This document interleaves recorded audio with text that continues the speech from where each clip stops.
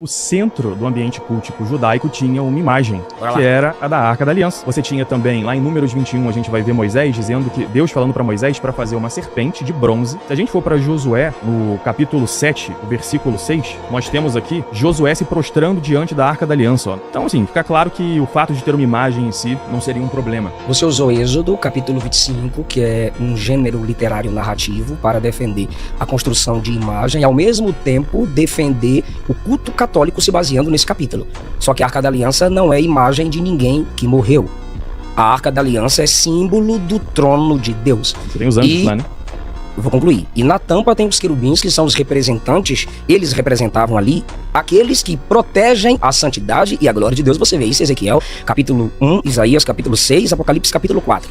Em nenhum momento há ordem divina para se prostrar diante da arca para culto.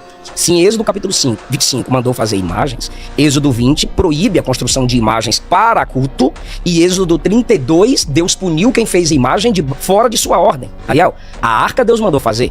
O bezerro Deus não mandou fazer. Então, eu queria que os ouvintes me entendessem agora. O que Deus mandou fazer é ornamento. A imagem que Deus não mandou fazer é idolatria. É pecado. Usar imagem, fazer imagem que Deus não mandou fazer para culto. Você usou Josué capítulo 7.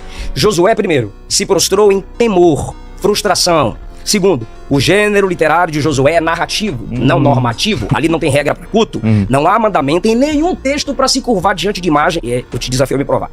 A arca não era a imagem nem de uma pessoa, nem de um Deus. Era o símbolo de um trono, do governo de Deus. Ao se prostrar, Josué estava particularmente indicando que ele estava se submetendo à direção divina. O mandamento a respeito da arca nunca foi se prostrar. São dois. Então, se a gente está lendo um texto, tem que saber o que é mandamento e o que é comportamento. Uma narrativa que simplesmente aconteceu. E a ordem sobre a arca está em Josué 3. Mantenha a distância. E quando ele se prostrou diante da arca, o que Deus disse a ele foi: levanta. Então você percebe que não há nenhum tipo de mandamento no Antigo Testamento para que se prostre diante da arca como imagem para se cultuar ao Senhor. Você citou a serpente que Deus mandou fazer. Legal. Quando Deus mandou fazer, ele falou para olhar para a serpente, não se prostrar, não orar e não clamar. Só esqueceu de falar que no segundo livro dos Reis, capítulo 18, quando essa imagem foi idolatrada, o juízo de Deus veio, ela foi quebrada, destruída, porque se prostrar perante aquilo era idolatria, portanto pecado. Se basear nesse texto é imaturidade teológica.